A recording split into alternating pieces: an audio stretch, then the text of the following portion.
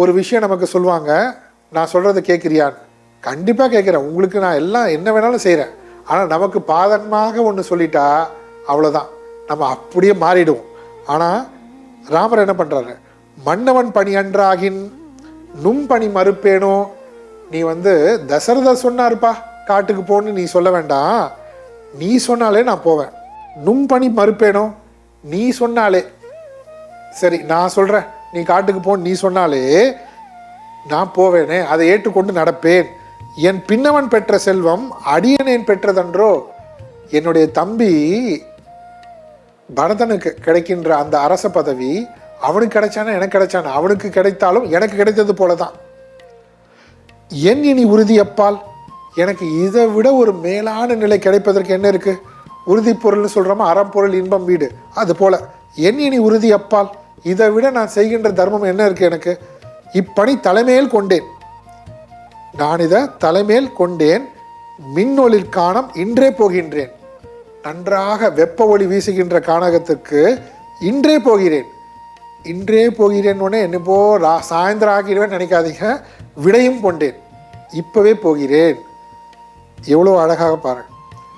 நமக்கு ஒரு விஷயம் கிடைப்பது போல இருந்து கிடைக்காம போயிடுச்சுன்னா, அதுவும் உனக்கு இது கிடையாது, உன்னால் இது உனக்கு மறுக்கப்படுகிறதுன்னு கொடுக்குறவங்களே சொன்னால் என்ன கோவம் வரும் நமக்கு. இங்கே ராமருடைய வார்த்தை பாருங்கள். இப்போ நம்ம பார்க்குறது வெறும் வார்த்தைகள் இல்லை, அதுக்கு பின்னாடி இருக்கக்கூடிய அந்த அறிவு, ராமருடைய சிந்தனை. அந்த சிந்தனை எப்படி இருக்குன்னு கேட்டால் தர்மத்தின் அடிப்படையில் இருக்குது. இதான் நம்ம பார்க்குறோம். ராமோ தர்மோ விக்கிரகவான், ராமக தர்மோ விக்கிரகவான், தர்மத்தின் வடிவாகவே இருப்பவர்னு சொல்கிறோம்ல. அப்போ அந்த தர்மம் என்ன?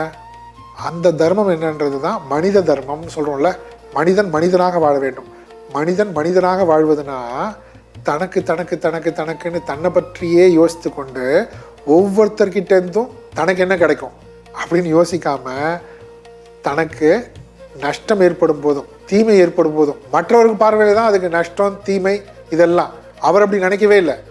என்னால் இவங்களுக்கு என்ன செய்ய முடியும், என்னால் மற்றவர்களுக்கு என்ன செய்ய முடியும். அது சாதாரண மக்களை பார்க்கும் இடத்தும் நம்ம பார்த்தோம், குருவிடம் நடந்து கொள்வது எப்படி அதையும் நம்ம பார்த்தோம், பகைவரிடத்து இருக்கும்போதும். இங்கே ஏமாளி கிடையாது ராமர், இதை நல்லா புரிந்து கொள்ளணும். அதுபோல் தனக்கு தன்னை பொறுத்த வரைக்கும் லாப நஷ்டம் அதை கருத்தில் கொள்வதே கிடையாது. தனக்கு லாபமாக இருந்தால் ஒரு மாதிரி, நஷ்டமாக இருந்தால் வேறு மாதிரி. அப்படி இல்லை, நான் தர்மத்துப்படியே நடப்பேன்ப்பா. எப்போ? எனக்கு லாபம் வரும்போது மட்டும், எனக்கு சந்தோஷம் கிடைக்கும் போது மட்டும். அப்படி இல்லை, லாபமோ நஷ்டமோ எந்த சமயத்திலையுமே அவர் என்ன பண்ணுறாருன்னா, தன்னை குறித்து சுயநலமாக சிந்திக்காமல் மற்றவர்களை குறித்து. இதை தான் மனிதன் மனிதனாக வாழ்வது. ஏன் விலங்கு மட்டும்தான் தனக்கு தனக்கு தனக்குன்னு எல்லாத்தையும் வேட்டையாடும். இந்த மனிதன் என்ன பண்ணுறான், மனித விலங்காக வாழும் பொழுது மனித விலங்காக தான் இருக்கான். எல்லார்கிட்டேருந்தும் தனக்கு தனக்கு தனக்கு என்ன தனக்கு என்ன தனக்கு என்னன்னு வேட்டையாடுறான் பாருங்க. அவன் சிந்தனையே இவங்ககிட்டேருந்து எனக்கு என்ன கிடைக்கும், அவங்ககிட்டேருந்து என்ன கிடைக்கும், இவங்க மூலமாக என்ன பண்ணலாம். அது யாராக இருந்தாலும், தன்னுடைய குடும்பத்தார்களாக இருந்தாலும் சரி, நண்பராக இருந்தாலும் சரி, இந்த சமுதாயமாக இருந்தாலும் சரி, அவங்கக்கிட்டேருந்து எனக்கு என்ன கிடைக்கும். ஆனால் ராமர் பார்த்தீங்கன்னா அதுக்கு நேர் விரோதமாக மற்றவர்களுக்கு என்ன கிடைத்தாலும் தன்னுடைய தம்பிக்கு பின்னவன் பெற்ற செல்வம் அடியனேன் பெற்றதன்றோ. பாருங்க, கைகை சந்தோஷப்படுறால, சந்தோஷப்படட்டும். பரதனுக்கு கிடைக்குதா, வெரி குட், ரொம்ப சந்தோஷம். என் இனி உரிது.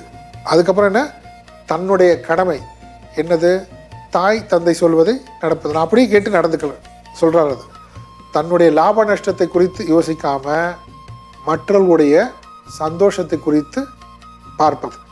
இது வெளியில் நம்ம யாருக்கோ சம்பந்தமே இல்லாதவங்க இடத்துல இப்படி நடந்துக்கிறது வேற, கூட இருக்கிறவங்களே இப்படி பண்ணிட்டாங்களே அப்படின்னு நினைக்காம என்ன பண்ணுறாரு, தன்னுடைய தம்பிக்கும் தன்னுடைய தாய் தந்தைக்கும் எவ்வளவு அன்போடு நடந்து கொள்கிறார், அது எப்படி பேசுகிறார், வெளிப்படுத்துகிறார். எந்தவித கசப்புணர்வும் இல்லை, எந்தவித நேர் எதிரான நெகட்டிவ் டெண்டன்சின்றது கிடையாது ராமர்கிட்ட.